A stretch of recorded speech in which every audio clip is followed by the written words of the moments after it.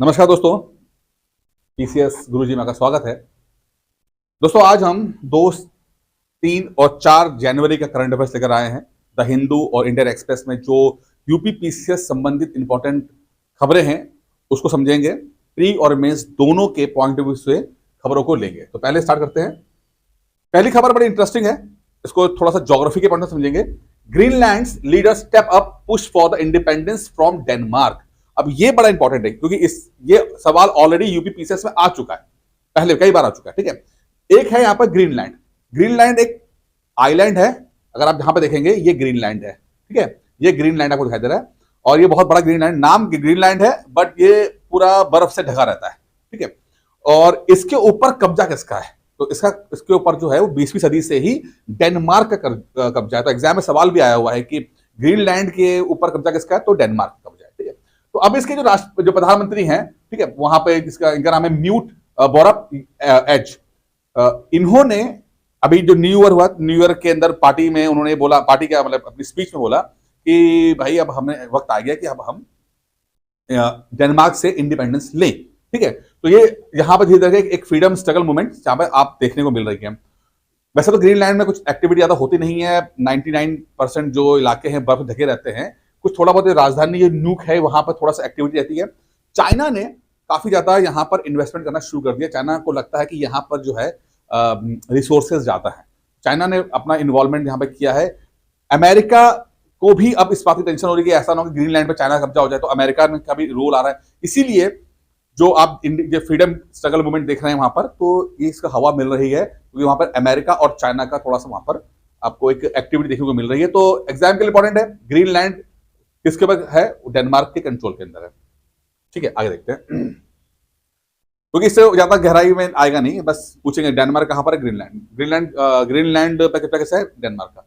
Government extend special subsidy on DAP. अब ये बहुत इंटरेस्टिंग है, डीएपी क्या चीज होती है? वीकनिंग रुपी अपसेट कैलकुलेशन। अब ये इंडियन एक्सप्रेस खबर है। इस खबर ये है कि भाई डीएपी के ऊपर सब्सिडी दी जा रही है, स्पेशल सब्सिडी। डीएपी क्या चीज है इसको समझते हैं, और ये एग्जाम के लिए इंपॉर्टेंट है आपके एनवायरमेंट के लिए। ठीक है, डीएपी का फुल फॉर्म होता है आपका di ammonium phosphate. DAP di ammonium phosphate, याद रखिएगा। कभी कभी पूछ लेते हैं आपसे कि डीएपी का फुल फॉर्म क्या है, तो डाई अमोनियम फॉस्फेट हो गया। अब करता क्या, ये एक तरह की एक फर्टिलाइजर है ये। ठीक है, जमीनों में खेती को प्रोडक्टिविटी बढ़ाने के लिए यूज की जाती है, और ये यूरिया के बाद सेकंड सबसे ज्यादा यूज किया जाने वाला फर्टिलाइजर है। यूरिया के बाद सबसे ज्यादा इस्तेमाल करने वाला कौन है? डीएपी। डीएपी का फॉर्म क्या है? Di ammonium phosphate. ठीक है, अब इसके ऊपर सरकार सब्सिडी दे रही है। अब सब्सिडी का मतलब क्या? सब्सिडी जो शब्द है वो आ गया आपको इकोनॉमिक्स से जुड़ा हुआ। सब्सिडी का मतलब होता है कि मान लीजिए किसी चीज के प्रोडक्ट की कीमत है, एमआरपी है, लेट्स से 1000 रुपए है। अगर कोई भी प्रोडक्ट बना उसको मार्केट में अगर बेचेंगे तो सारा कॉस्टिंग निकाल के प्रॉफिट निकाल के 1000 रुपए की कॉस्टिंग पड़ रही है। अब सरकार को लग रहा है कि यार 1000 रुपए का अगर ये मार्केट में जाएगा तो ये लोग खरीदेंगे नहीं और दिक्कत हो जाएगी, लोगों के पास परचेसिंग पावर इतनी है नहीं। तो सरकार क्या करती है कि थोड़ा सा बढ़ावा देने के लिए वो ये बोलती है कि ठीक है, एक काम करते हैं, 500 रुपए पब्लिक से ले लेंगे और 500 रुपए हम दे देंगे। ठीक है, जिससे कम से कम पब्लिक को थोड़ा सा सपोर्ट मिले कि और वो लोग इस अच्छी चीज को इस्तेमाल कर सके। तो सरकार जो आपको फाइनेंशियल हेल्प करती है उसको सब्सिडी कहते हैं। तो डीएपी के साथ भी यही है कि ये चीज बहुत अच्छी है, लेकिन चूंकि अगर इसको एक्चुअल कॉस्ट देखेंगे तो बहुत महंगा पड़ जाएगा।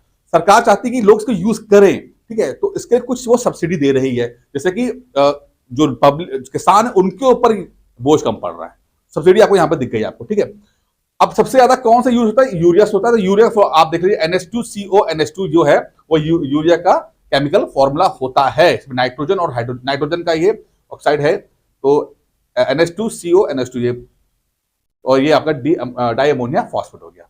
चलिए आगे देखते हैं। अब यहां पर जो पर्सन और एरिया में मैंने आपको जो इंपॉर्टेंट टॉपिक्स बताए थे, लिस्ट दी थी, उसमें मैंने बताया था कि व्यक्ति और किस फील्ड संबंधित है। तो उसके बाद सवाल है आज 2-3 स्लाइड्स हैं जहां पर हम इस टॉपिक में देखेंगे, पर्सन और एरिया। तो एक है KS मनीलाल। अब KS मनीलाल कौन है? ये है आपके KS मनीलाल। ये अभी इनकी डेथ हो गई है, और ये बहुत ही फेमस जो है, रिनाउंड जो है बॉटनिस्ट रहे हैं। KS Manilal died at age of 86। KS Manilal तो एग्जाम में सवाल आ सकता है कि आपको के.एस. मणिलाल और आपको मैच द फॉलोइंग लाना है, तो क्या है ये? बॉटनिस्ट है, बट ठीक है। और ये फेमस क्यों है? इन्होंने किताब है 17वीं सदी की, हॉर्टस मेलाब्रिकस, ठीक है। हॉर्टस मेलाब्रिकस, इसको ये एक तरह का बड़ा सा ग्रंथ है जिसको इन्होंने ट्रांसलेट किया, ठीक है। और ये किताब में जो भी आपका मालाबार रीजन है, वहां पर जो भी पेड़ पौधे या जानवर हैं, उनके बारे में जानकारी थी जिसको उन्होंने ट्रांसलेट किया, ठीक है। अब मालाबार रीजन क्या है? ये तो आ गया, करंट अफेयर्स जुड़ा हुआ आ गया, ठीक है। हॉर्टस मेलाब्रिकस को इन्होंने जो है वो ट्रांसलेट किया, और मालाबार रीजन के ये जितने भी पेड़ पौधे जानवर थे उसकी बात कर रहे हैं। और मालाबार रीजन जो है वो सवाल आपका ज्योग्राफी का है, कई बार पूछा चुका है। बताओ भाई मालाबार रीजन कौन सा है? तो मालाबार रीजन आप देखेंगे तो आप ये देखिए, ये मालाबार रीजन है। अगर आप देखें, कर्नाटक हो गया और केरल हो गया, इसका जो वेस्टर्न कोस्ट है, यानी कि आपका जो वेस्टर्न घाट का इलाका है, उसको बोलते हैं मालाबार रीजन, ठीक है। अब आप बताइए कमेंट बॉक्स में कि कोरोमंडल तट कहां पर है? कोरोमंडल तट किसको कहा जाता है? ये आप कमेंट बॉक्स में डाल दीजिएगा, ठीक है। तो यहां पर आपका ये हो गया, ज्योग्राफी हो गया, और ये आपका करंट अफेयर्स हो गया। K S. Manilal dies at the age of 86, ठीक है, ठीक है। तो दिखने में दिक्कत आ रही होगी, लेकिन चलिए मैं उसको कलर चेंज करना भूल गया। लेकिन चलिए, ब्राजीलियन वेलवेट एंट, ये एक चींटी है। अब नाम इसका एंट है, ब्राजीलियन वेलवेट एंट, एक सो कॉल्ड चींटी, बट चींटी नहीं है, नाम इसका चींटी है, एंट है, लेकिन ये आंट नहीं है, ठीक है। ये एक ततैया है, वास्प, ठीक है, WASP, वास्प, ठीक है, ततैया है। अब ये खबरों में क्यों है? इंडियन एक्सप्रेस ने ऐसा क्या किया? इंडियन एक्सप्रेस बोलता है कि भाई इसके ऊपर साइंटिस्टों ने रिसर्च की थी और ये कुछ फाइंडिंग्स निकल के आई। क्या फाइंडिंग है? अगर आप इसको देखोगे, इसकी बॉडी देखोगे तो बहुत ही, कुछ इलाकों में बहुत ही ब्लैक है, ये बहुत ही ब्लैक है, बहुत ही काला। और ये काला क्या है? ये अल्ट्रा ब्लैक है, अल्ट्रा ब्लैक है। क्या मतलब है इसका? मतलब कि ये इसके जो पीछे की जो जहां ब्लैक है, सब इतना काला है, इतना काला है कि सूरज की रोशनी जो किरण आ रही है वो 99% तक की वो एब्जॉर्ब हो रही है, रिफ्लेक्ट हो ही नहीं रहा कुछ। आपको ये पता ना कि अगर कोई ब्लैक ऑब्जेक्ट होता है, उस पर सूरज की रोशनी पड़ती है तो वो ब्लैक चीजें जो है वो एब्जॉर्ब, लाइट को एब्जॉर्ब कर लेती है, रिफ्लेक्शन नहीं देती है।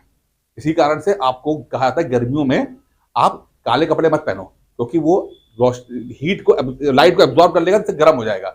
गर्मियों में आप सफेद कपड़े पहनने चाहिए या हल्के कपड़े पहनने चाहिए।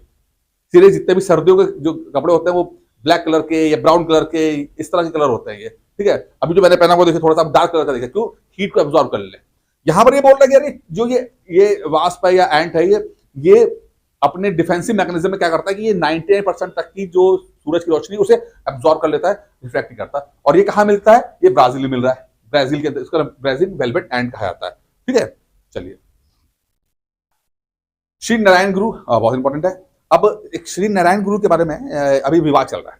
श्री नारायण गुरु जो है वो केरल से संबंधित है, एग्जाम में सवाल आ चुका है ऑलरेडी, ये मॉडर्न हिस्ट्री का सवाल है ये, ठीक है। करंट अफेयर्स से पूछा गया, लेकिन मॉडर्न हिस्ट्री में ऑलरेडी पूछा जा चुका है। नारायण गुरु जी हैं, ये केरल से संबंधित है,